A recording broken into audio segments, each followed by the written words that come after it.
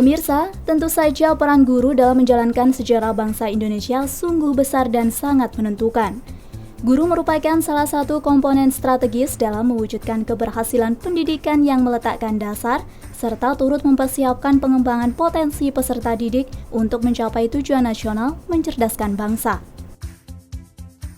Jadi narasumber ini berasal dari expert pendidikan, termasuk dari teman-teman pemerhati pendidikan, baik itu dari Dewan Pendidikan, dari PGRI, dan dari lembaga-lembaga yang berkompeten terkait dengan pendidikan yang ada di Kota Blitar.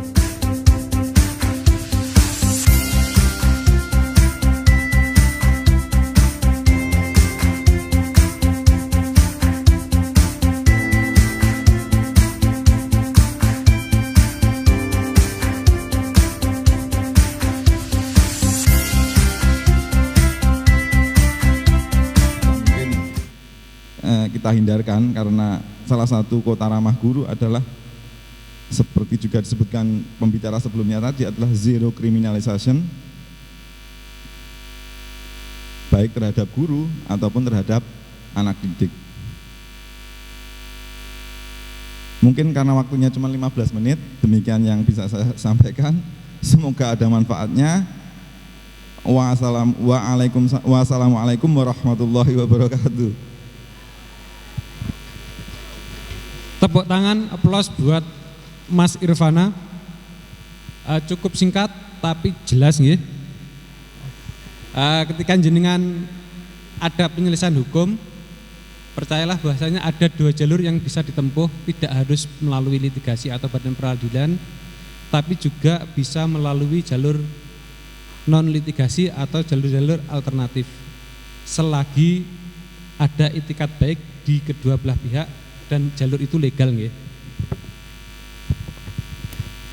Tentunya Dikda sebagai satuan perangkat daerah juga akan memberikan fasilitasi baik itu berbentuk konsultasi, mediasi atau pendapat ahli terkait kasus atau kejadian yang dihadapi oleh guru. Mungkin seperti itu nggih, karena cukup singkat. Langsung saja kepada Bapak Muhammad Siddiq, SSMAP, selaku pemateri kedua atau keempat di sesi keseluruhan.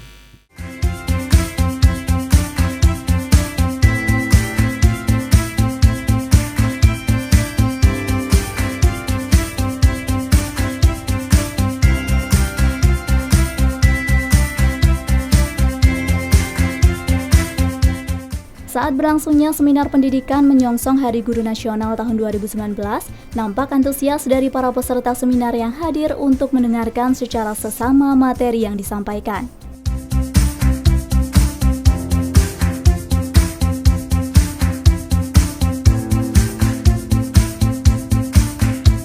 Satuan pendidikan ini seringkali menjadi bulan-bulanan ketika ada kalimat, kok nggak ada ya spanduk tentang sekolah ramah anak. Lah kita ini kan sudah nyalip, sudah melampaui tulisan itu, gitu ya. Gimana? Oh iya, enggak, maksudnya ada sekolah, artinya itu belum ditulis gitu loh. Maksud saya perbuatan kita kepada anak itu sudah melampaui tulisan itu. Gitu. Tanyakan ini Dewan Pendidikan yang sering intens untuk selalu mengingatkan gitu ya. Nah makanya sebetulnya langkah kita ini sudah banyak melampaui ke sana, tetapi belum diberi merek seperti itu. Nah sebetulnya kota yang ramah kepada guru-guru kita ini sudah berjalan meskipun ini belum sempurna. Tetapi memang borangnya ini harus terpenuhi ketika akan ikut lomba kota ramah guru.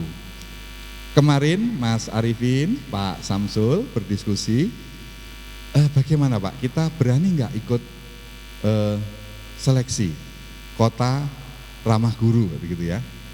Ya kenapa nggak berani? Ya kita lakukan saja. Kita siap saja gagal, tapi kan dapat pengalaman. Kemudian saya tanya, ada daerah lain mana yang sudah mendaftarkan ikut gitu ya. Ada katanya Probolinggo gitu ya. Hanya 2, kita yang akan dan Probolinggo. Lah itu kalau juara kan harus juara 2 minimal.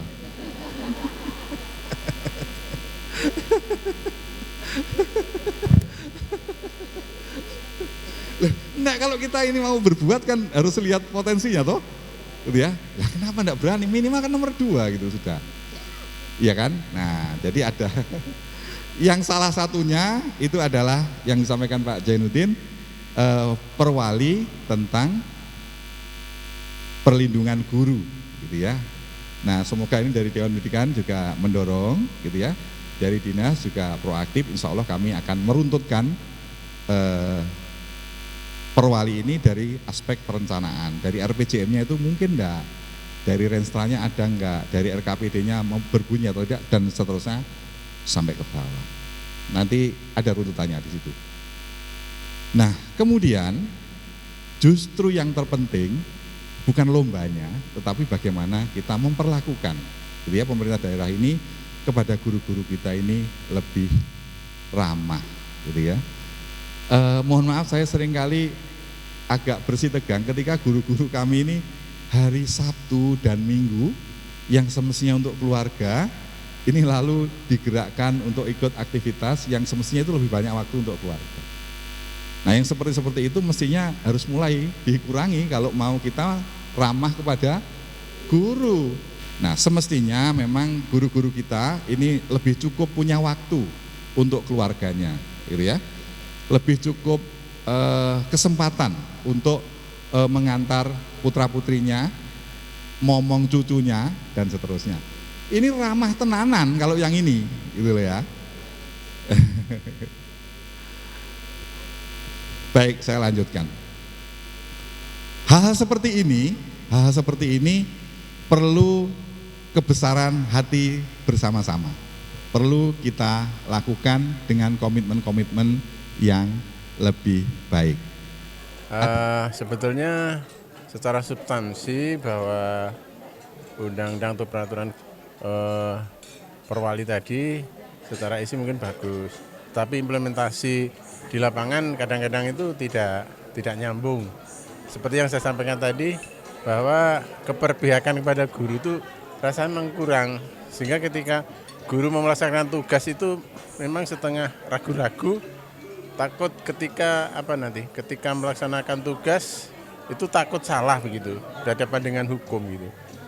Bahkan akhirnya sebagian guru kadang-kadang itu ya sudahlah, mengajar itu seenaknya, takut salah sebetulnya itu. Karena mau memberi sanksi kepada siswa itu takut melanggar aturan itu.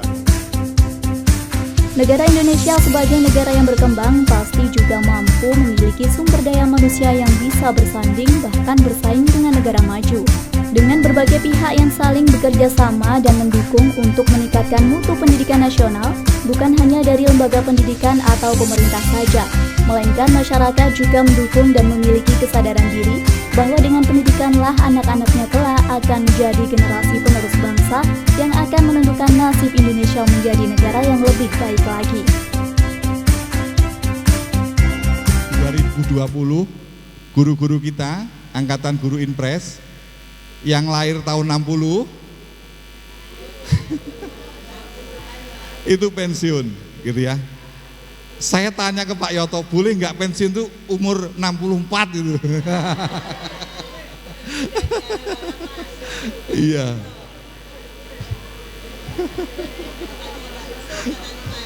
Iya, betul ya. Nah, hal seperti ini. Nah, makanya nanti gitu ya, yang seperti ini harus menjadi keprihatinan kita bersama. Mungkin di SMA SMK juga gitu. Gitu ya, ada mapel tertentu yang sangat langka, gitu ya, kemudian pensiun gitu ya.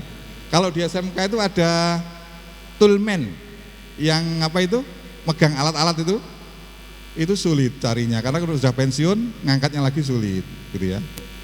Dan seterusnya. Saya yang belum berhasil waktu di dinas itu yang belum kesampaian lah begitu ya. Itu menularkan ilmu SPG. Oh, ilmu SPG. Itu loh yang dulu yang Nyun Sewu ini dari sisi attitude-nya kan cukup sangat matang yang dari SPG itu gitu loh ya.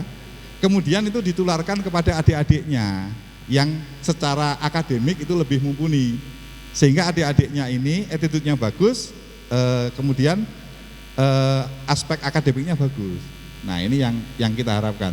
Tapi ya pun kesusu pindah loh Pak ini Pak. Belum jadi, maka tak sampaikan ke Pak Samsul, semoga nanti bisa diteruskan. Ada mentoring. Kemarin kan ada mentoring yang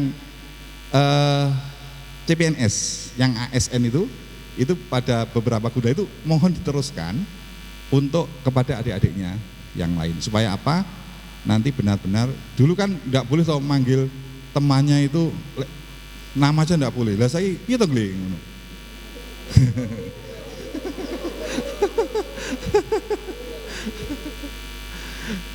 Lah makanya yang seperti itu kan mesti kita coba.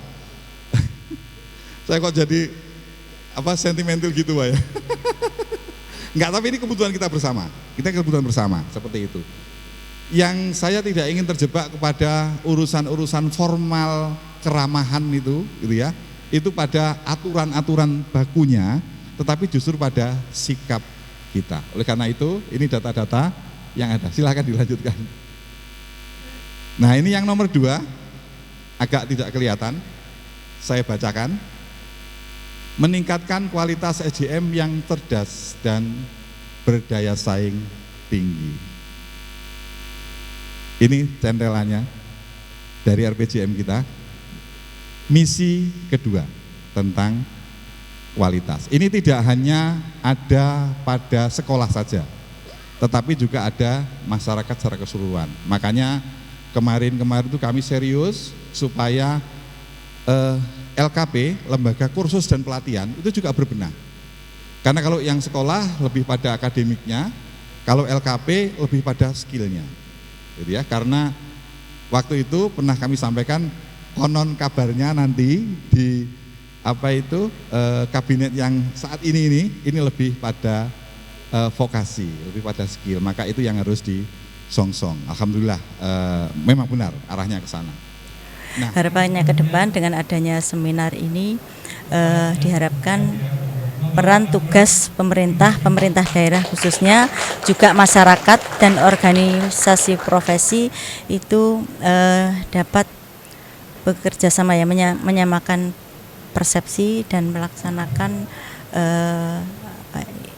kegiatan untuk guru, bisa melindungi guru dari hal-hal yang di mana guru sering mendapatkan kasus-kasus hukum terkait dengan guru dalam melaksanakan tugasnya. Jadi semua bisa bekerja sama atau membantu Bapak Ibu guru dalam melaksanakan tugasnya agar tidak terganggu oleh kasus-kasus hukum yang selama ini banyak terjadi di pemerintah kota khususnya, dan tentunya di luar pemerintah kota juga banyak terjadi kasus-kasus seperti itu.